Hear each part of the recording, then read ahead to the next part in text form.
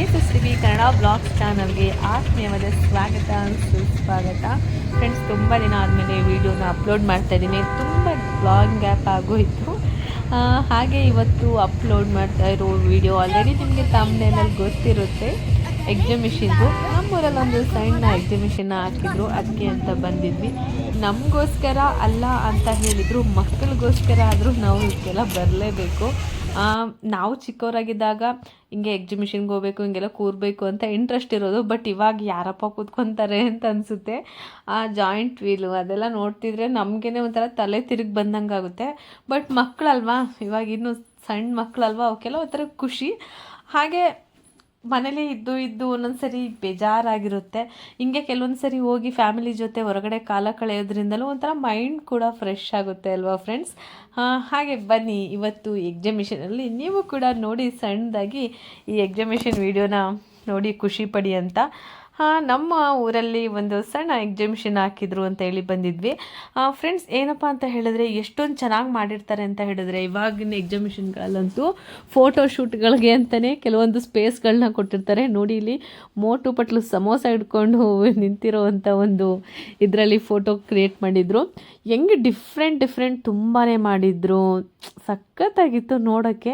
Exhibition ಅಂದರೆ ಹಾಗೆ ಅಲ್ವಾ, ಫಸ್ಟು ಬಂದವ್ರನ್ನ ಅಟ್ರ್ಯಾಕ್ಷನ್ ಮಾಡೋದು ಅಂತ ಹೇಳ್ತೀವಲ್ವ, ಹಾಗೆ ತುಂಬ ಅಟ್ರ್ಯಾಕ್ಷನ್ ಮಾಡೋದೇ ಎಕ್ಸಿಬಿಷನ್. ಜನಗಳು ಆಕರ್ಷಣೆಗೆ ಒಳಗೂ ಆಗಬೇಕು, ಆವಾಗಲೇ ತಾನೇ ಅದರೊಳಗಡೆ ನುಗ್ಗಕ್ಕೆ ಸಾಧ್ಯ.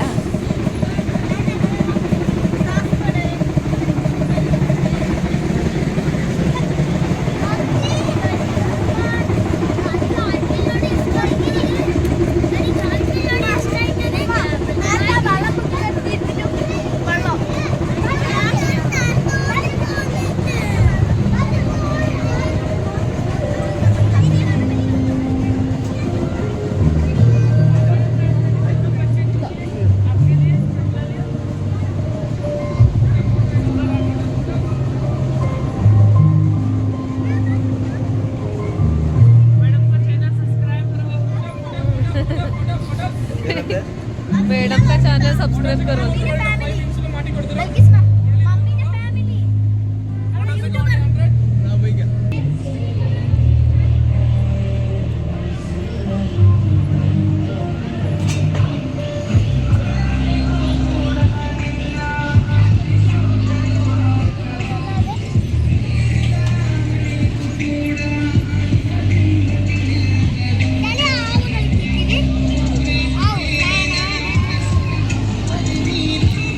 ಫಸ್ಟ್ ನೋಡಿ ಏನೆಲ್ಲ ಉಂಟು ಅಂತ.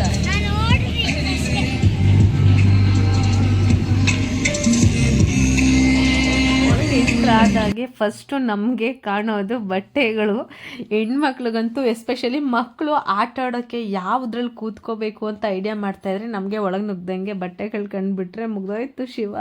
ಆ ಕಡೆಗೆ ವಾಲ್ತಾ ಇರುತ್ತೆ ಮನಸ್ಸು.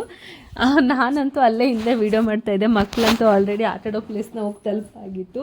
ಎಷ್ಟಾದ್ರೂ ಹೆಣ್ಮಕ್ಳು ಹಂಗೆ ಅಲ್ವಾ ಫ್ರೆಂಡ್ಸ್, ಒಂದು ಬಟ್ಟೆ ಸ್ಲಿಪ್ಪರ್ ಕಂಡ ಕಡೆಗೆ ರಾರ ಅನ್ನುತ್ತೆ ಮನಸ್ಸು ಅಲ್ವಾ. ಫಸ್ಟ್ ಆಟ ಆಡ್ಕೊಂಡ್ಬಂದ್ಬಿಡೋಣ. ಮತ್ತು ನಾನು ಇಲ್ಲೇ ನೋಡ್ತಾ ಇದ್ರೆ ಇನ್ನೊಂದು ಸ್ವಲ್ಪ ಹೊತ್ತಲ್ಲಿ ಮಕ್ಕಳೇ ನನ್ನ ಮೇಲೆ ತಿರುಗಿ ಬೀಳೋಂಗಿದ್ರು. ಸೊ ಹಾಗೆ ಆಟ ಆಡಲಿಕ್ಕೆ ಅಂತ ಕರ್ಕೊಂಡೋದ್ವಿ. ಫಸ್ಟೇ ಎಂಟ್ರಿಲೇ ಇವಾಗಂತೂ ರೇಟ್ ಜಾಸ್ತಿ ಇದೆ ಅಂತ ಹೇಳೋಕ್ಕಿಂತ ಹೆಚ್ಚಾಗಿ ಎಲ್ಲ ಐಟಮ್ಗಳದ್ದು ರೇಟು ಕೂಡ ಅಷ್ಟೇ ಇದೆ ಅಲ್ವಾ. ಪಾಪ ಅವರು ಅಷ್ಟೊಂದು ಕಷ್ಟಪಟ್ಟು ಅಲ್ಲಿ ಎಕ್ಸಿಬಿಷನ್ ಕಟ್ಟಿ ಯಾವುದೋ ಒಂದು ಊರಿಂದ ಬಂದು ಅಲ್ಲಿ ಒಂದು ಈ ಆಟಗಳನ್ನೆಲ್ಲ ಒಂದು ಕರೆಕ್ಟಾಗಿ ಪ್ರಾಪರಾಗಿ ಮಾಡಿದ್ದಾರೆ ಅಂತ ಹೇಳಿದಾಗ 100 ರೂಪೀಸ್ ಅಂತ ಹೇಳೋದು ಸಣ್ಣ ಅಮೌಂಟ್ ಅಂತಲ್ಲ. ನಾವು ಯಾಕಂತ ಹೇಳಿದ್ರೆ, ಈಗ ನಾವು ಒಂದಿಬ್ಬರು ಮಕ್ಕಳಿದ್ರೆ ಒಂದೊಂದು ಆಟಕ್ಕೆ 200 ರೂಪಾಯಿ ಅಂದ್ರೂ ತುಂಬಾ ಆಗುತ್ತೆ. ಆದರೂ ಅವ್ರದ್ದೊಂದು ಎಫರ್ಟ್ ಇರುತ್ತಲ್ಲ, ಅದಕ್ಕೆ ಅಂತ ಹೇಳಿದಾಗ ಈ ದುಡ್ಡು ದೊಡ್ಡದು ಅಂತ ಅನ್ಸಲ್ಲ.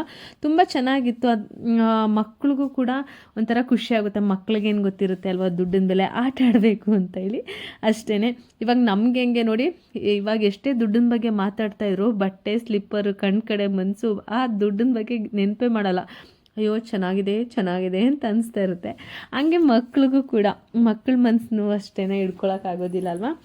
ಎಂಟ್ರಿ ಟಿಕೆಟೇ ಒಬ್ಬರಿಗೆ 50 ರೂಪಾಯಿ ಇತ್ತು. ನಾವು 4 ಆಳು ಇದ್ದಿದ್ದರಿಂದ 200 ರೂಪಾಯಿ.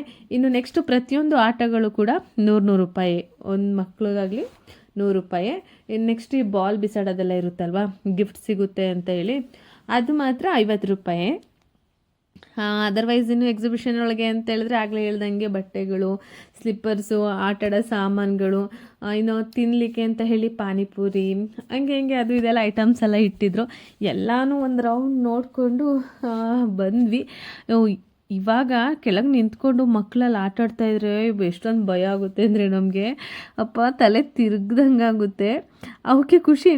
ನನ್ನ ಮಗ ಅಂತೂ ಬಾಯ್ ಬಿಡ್ಕೊತಾ ಇದ್ದಂತೆ. ಯಾಕಂತ ಹೇಳಿದ್ರೆ ಫಸ್ಟೇ ನಾನು ಚಿಕ್ಕವನಿಗೆ ಹೇಳಿದೆ, ಹೋಗ್ಬೇಡ ಕಣೋ, ನಿಂಗೆ ಆಗಲ್ಲ, ಸುಸ್ತಾಗುತ್ತೆ ಅಂತ. ದೊಡ್ಡವನು ಹೇಳ್ತಾ ಇದ್ದ, ಅಲ್ಲಿ ಕೂತ್ಕೊಂಡು, ನಿಮ್ದು ಅಮ್ಮಯ್ಯ ಮಮ್ಮಿ, ನಾನು ನೀನು ಹೇಳಿದ ಮಾತು ಕೇಳಬೇಕಿತ್ತು, ನಾನು ಕೂತ್ಕೊಳ್ಳಲ್ಲ ಇದರಲ್ಲಿ ಅಂತ ಹೇಳ್ಕೊಂಡು ಕಿರ್ಚಾಡ್ತಾ ಇದ್ದಂತೆ.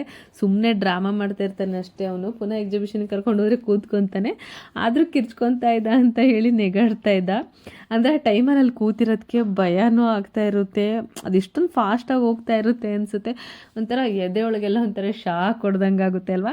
ನಿಮ್ಗೆ ಯಾರಿಗಾದ್ರೂ ಎಕ್ಸಿಬಿಷನಲ್ಲಿ ಹೋಗಿ ಕೂತ್ಕೋಬೇಕಂತ ಅಂದ್ಕೊಂಡು ಹೋಗಿ ಆ ಒಂದು ಆಟಗಳಲ್ಲಿ ಕೂತ್ಕೊಂಡ್ಮೇಲೆ ಎದುರ್ಕೊಂಡ ಅನುಭವ ಇದ್ದರೆ ಕಮೆಂಟ್ ಬಾಕ್ಸಲ್ಲಿ ಕಮೆಂಟ್ ಮಾಡಿ.